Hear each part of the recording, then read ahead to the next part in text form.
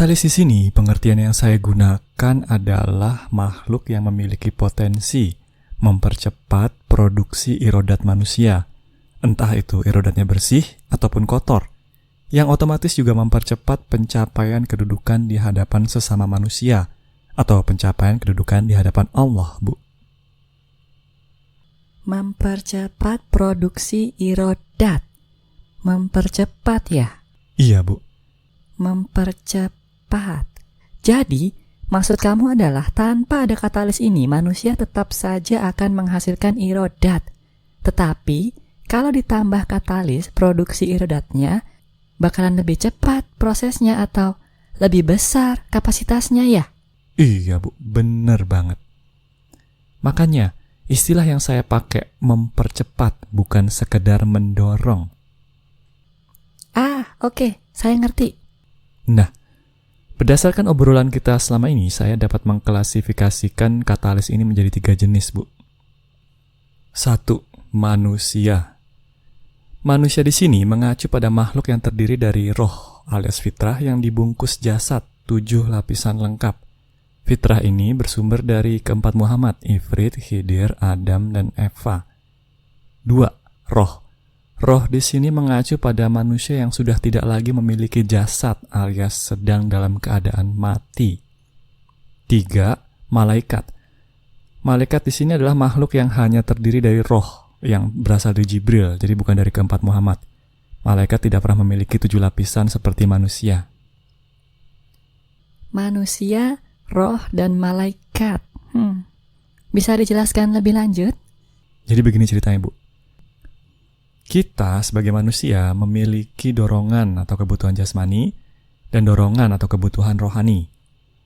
Dorongan jasmani misalnya kebutuhan untuk makan, minum, dan segala macam usaha untuk bertahan hidup. Atau segala usaha untuk selalu berada dalam kondisi sehat, bebas dari rasa sakit. Dorongan-dorongan ini otomatis membuat kita menghasilkan irodat. Iya, betul. Nah, begitu juga dengan dorongan rohani, misalnya dari fitrah, yaitu mewujudkan kasih dan sayang. Sementara dari nafsu menggunakan hak-hak prerogatif Allah, rasa aku, rasa suci, dan rasa minta puji. Kombinasi antara dorongan rohani dan jasmani yang berbeda-beda inilah yang kemudian mempengaruhi mengapa, di mana, lewat siapa, kapan, dan bagaimana setiap individu manusia dalam menghasilkan irodatnya.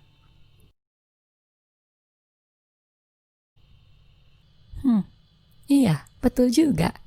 Mengapa, di mana, lewat siapa, kapan, dan bagaimana? Pertanyaan-pertanyaan ini penting untuk dijawab dengan benar kalau manusianya dominan fitrah, sehingga irodatnya lebih bersih. Sebaliknya, kalau dominan nafsu, maka pertanyaan-pertanyaan tersebut nggak relevan, sehingga irodatnya relatif kotor, gitu ya? Iya, Bu. Kalau hatinya relatif bersih, manusianya akan berusaha mengatur irodatnya. Jangan sampai sia-sia atau kalau bisa jangan sampai menghasilkan kemudaratan.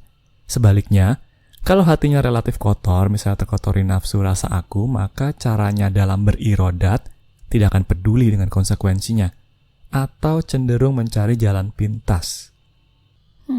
Iya, betul sekali. Terus? Dengan kata lain, katalis ini, entah itu berupa manusia, roh atau malaikat, bisa dibilang merupakan faktor yang dapat mempengaruhi jawaban atas 5 pertanyaan tentang irodat tersebut dalam diri manusia.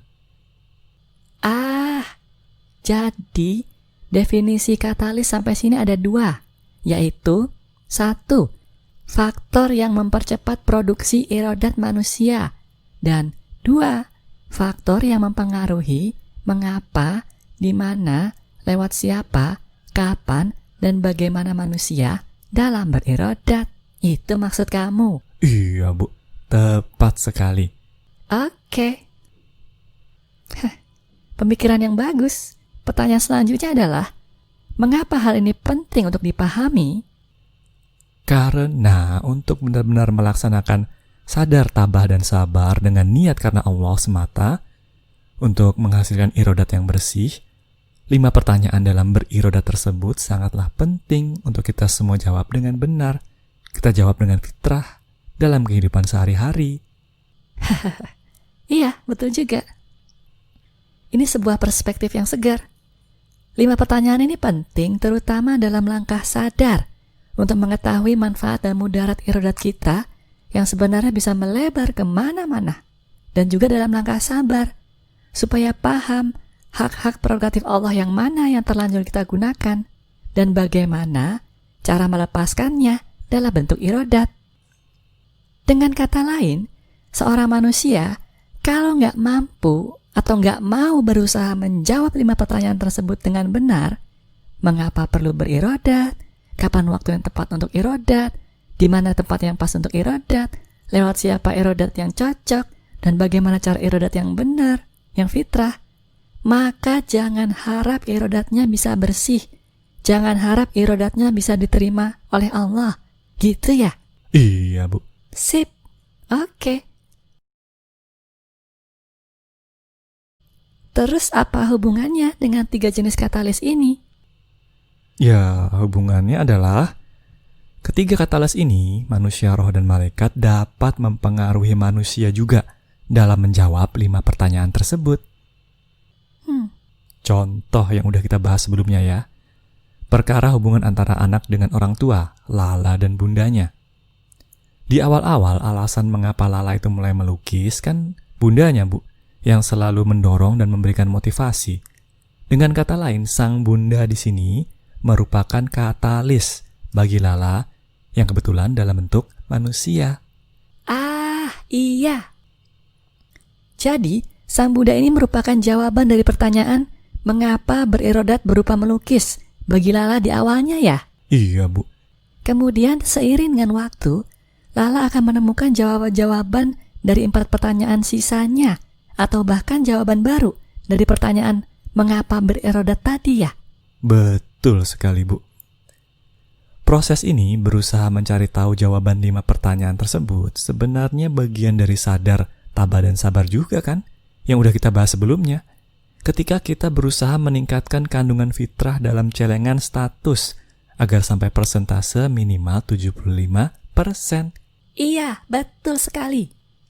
Oke, saya ngerti sampai sini. Ini adalah contoh ketika manusia menjadi katalis. Ketika individu manusia yang berbeda berhasil mempercepat proses produksi irodat bagi manusia yang lain. Iya, Bu. Terus? Selanjutnya adalah ayat-ayat semacam ini, Bu, yang menyebutkan istilah setan. Di sini disebutkan bahwa setan itu ada dari jenis manusia dan ada juga dari jenis jin. Disebutkan juga bahwa setan-setan tersebut membisikkan tipuan kepada manusia. Ayat-ayat semacam ini kan seringkali dijadikan alibi, Bu. Pembelaan bagi seorang manusia ketika mereka melakukan kesalahan. Misalnya, mereka berbuat zalim karena dibisiki oleh setan, bukan karena mereka adalah orang yang zalim. Kalau nggak ada godaan setan, mereka nggak akan berbuat zalim. Kemudian ada juga pemahaman bahwa setan itu dipenjara pada bulan Ramadan, dan seterusnya. Iya, betul.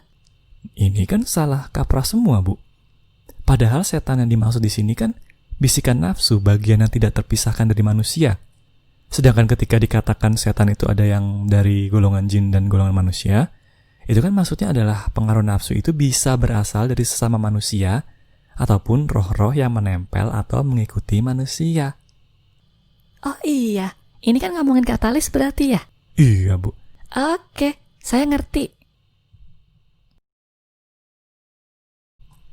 Maksud kamu adalah bisikan setan dalam ayat ini sebenarnya ada 2 sumbernya. 1 internal, 2 eksternal. Kalau internal itu merupakan dorongan dari nafsu rasa aku, rasa suci, dan rasa minta puji untuk menggunakan hak prerogatif Allah dalam kehidupan yang ada di dalam diri setiap individu manusia. Iya, Bu. Kemudian, karena setiap individu manusia punya nafsu termasuk roh, otomatis ada juga bisikan setan yang sifatnya eksternal, yaitu nafsu yang dimiliki sesama manusia dalam masyarakat dan nafsu yang dimiliki roh-roh gentayangan. Iya, Bu. Yang ingin saya tekankan di sini adalah bahwa kita jangan sampai sekedar menyalahkan perbuatan jahat yang kita lakukan murni karena bisikan setan. Kenyataannya adalah kita semua memiliki setan di dalam diri kita. Kemudian, kalaupun kita jadi berbuat jahat karena pengaruh dari luar, eksternal, entah itu pengaruh sesama manusia atau karena roh, itu sebenarnya sifatnya berupa katalis aja, berupa percepatan dalam berbuat aja, bukan sumber utamanya. Sumber utamanya adalah nafsu yang ada di dalam diri kita masing-masing. Iya, betul sekali. Kalau kita sudah mengalahkan atau mengendalikan nafsu yang ada di dalam diri kita sendiri, kita nggak akan terpengaruh dengan bisikan setan eksternal, alias katalis perbuatan jahat, baik yang berupa manusia maupun roh. Iya, Bu. Sebagaimana tertera dalam ayat yang ini. Betul sekali. Cocok. Ini adalah contoh ayat ketika roh itu menjadi katalis bagi irodat manusia. Jin-jin dalam ayat ini, atau roh-roh yang memiliki ilmu kesaktian, dalam dunia nyata kenyataannya memang terlihat seolah melakukan perbuatan baik karena melindungi anak cucunya atau manusia siapapun itu yang membuat perjanjian dengan mereka dari konsekuensi perbuatan mereka. Tetapi sayangnya, justru karena dilindungi itu, manusianya jadi lebih cepat dalam berbuat zalim, lebih mudah dalam mewujudkan kendali nafsu yang ada di dalam dirinya, karena konsekuensi dari perbuatan mereka munculnya jadi lebih lambat. Dengan kata lain, roh-roh tersebut sadar ataupun tidak sadar telah menjadi katalis bagi manusia untuk menumpuk dosa dan kesalahan. Iya, Bu. Oke, bagus. Terus? Ya, oleh karena itulah bimbingan malaikat muqarrabin sangatlah penting. Kalau malaikat muqarrabin Yasin dan Nurani dibutuhkan untuk melepaskan manusia dari pengaruh roh, alias katalis berupa roh itu, sementara malaikat muqarrabin Lummah dan Syariat untuk mengalahkan sumber bisikan setan internal, alias nafsu yang ada di dalam diri kita sendiri. Iya, betul sekali. Nah, sekarang saya ingin memaparkan poin-poin utama mengenai malaikat muqarrabin ini yang berhubungan dengan pilihan hidup dan rumus kodrat irodat kita yang baru, Bu. Dan juga yang berkenaan dengan katalis. Oke. 1. Yasin dan Nurani itu fungsinya adalah melepaskan pengaruh roh-roh terhadap manusia. Berarti dalam rumus kodrat irodat tadi, semua pengaruh roh terhadap kodrat internal, kodrat eksternal, dan juga irodat total akan secara perlahan-lahan pudar ya, Bu. Betul sekali. Berarti kalau manusianya sebelumnya pintar karena disokong roh, maka secara perlahan-lahan akan menjadi lebih bodoh dibandingkan sebelumnya. Terus, kalau sebelumnya disokong di kodrat eksternal, menjadi beruntung, maka setelah ini akan menjadi lebih sial, dan begitu seterusnya. Iya, Bu. Dan sebaliknya, kalau pengaruh roh tersebut negatif alias niatnya jahat, maka manusia akan menjadi lebih pintar, lebih beruntung, dan semacamnya kan? Tepat sekali. Ini merupakan pilihan hidup. Jika manusia tidak mau melepaskan pengaruh roh tersebut, karena sifatnya menyokong kemuliaan mereka di hadapan sesama, positif, ya terserah. Ditanggung sendiri akibatnya. Iya, Bu. 2. Bantuan dari Yasin dan Nurani merupakan sesuatu yang sangat istimewa sebenarnya, yang sebelumnya belum pernah ada. Selama ini, jika ada pengaruh dari roh yang sifatnya negatif, solusinya adalah dengan minta bantuan roh lain lagi yang lebih simpatik dengan diri kita kan, Bu? Betul sekali. Mereka pasti akan mengaku sebagai malaikat. Mereka akan adu kesaktian dengan yang roh yang mengakibatkan sifat negatif itu. Yang lebih kuat akan mampu memaksa yang lebih lemah untuk menuruti kemauan mereka. Iya, Bu. Dan manusia yang berada di tengah-tengahnya juga nggak akan punya pilihan lagi kalau ternyata roh yang dimintai pertolongan, malaikat tanda kutip ini, atau jin atau siapapun mereka ngakunya, justru minta pembayar macam-macam lagi untuk jasanya kan? Iya, betul sekali. Kalau dengan Yasin dan Nurani, nggak akan ada situasi semacam ini. Iya, Bu. 3. Meskipun begitu, Yasin dan Nurani tidak akan bisa membantu manusia untuk menghasilkan irodat yang bersih, irodat yang murni karena Allah semata. Mereka tidak akan mampu membimbing manusia agar bisa sadar, tabah, dan sabar dalam proses pembersihan irodat tersebut kan, Bu? Iya. Yang punya cukup ilmu dan pengetahuan tentang itu hanyalah malaikat muqarrabin lumah dan syariat. 4. Yasin dan Nurani itu bekerja dari luar, sedangkan Lumah dan Syariat itu benar-benar masuk ke dalam rohani manusia dan membimbing manusia dari dalam. Makanya bisa membantu menghasilkan irodat yang murni. Betul sekali. Makanya mereka nggak akan mau masuk ke dalam rohani manusia sebelum roh-roh gentayangan pergi dulu dari jasmani manusia. Sebab kalau diproses sebelum bersih, maka begitu bimbingannya sampai lapisan jasmani akan menjadi kotor lagi, dibiaskan lagi sama roh-roh tersebut. Sia-sia pekerjaan mereka. Iya juga ya. 5. Pekerjaan Lumah dan Syariat ini saya punya referensi yang cukup populer, Bu, agar lebih mudah dibayangkannya. Oh ya? Apa? Film. Film? Iya, film Hollywood. Judulnya adalah Inception. Inception? Tentang apa itu? Film ini adalah science fiction, fiksi ilmiah, mengenai suatu masa ketika manusia bisa menyelam ke dalam alam mimpinya sendiri dengan alat, kemudian melakukan perubahan terhadap diri sendiri melalui proses tersebut. Oh, terus? Tetapi ada sisi buruknya juga. Ada sebagian orang yang lebih suka hidup di alam mimpi daripada di alam nyata. Mereka kecanduan deh dengan teknologi ini. Iya, wajar. Terus? Nah, singkatnya, meskipun teknologi tersebut terus berkembang dan maju, ada satu hal yang dianggap tidak akan pernah bisa dilakukan oleh manusia berkenaan dengan proses ini. Apa itu? Inception, judul filmnya, yaitu ketika kita berusaha menanamkan sebuah ide ke dalam kesadaran manusia yang paling dalam, yang begitu dalam sehingga manusianya yang mimpi menganggap ide itu sebagai ide dirinya sendiri, bukan ide yang orang lain tanamkan. Hah? Ada film begitu juga? Iya, Bu. Iya, betul. Bisa digunakan itu referensinya. Pekerjaan Lumah dan Syariat memang seperti itu. Bisa masuk ke dalam rohani manusia, kemudian memberikan ide-ide, motivasi, atau bahkan mengubah secara real kodrat internal dan kodrat eksternal manusia supaya irodat bersihnya terus meningkat seiring dengan waktu. Oh, bisa mengubah kodrat internal dan eksternal juga ya? Iya. Kalau manusia yang dianggap bakal lebih banyak irodat bersihnya, ketika kodratnya ditingkatkan, ya bakalan ditambah.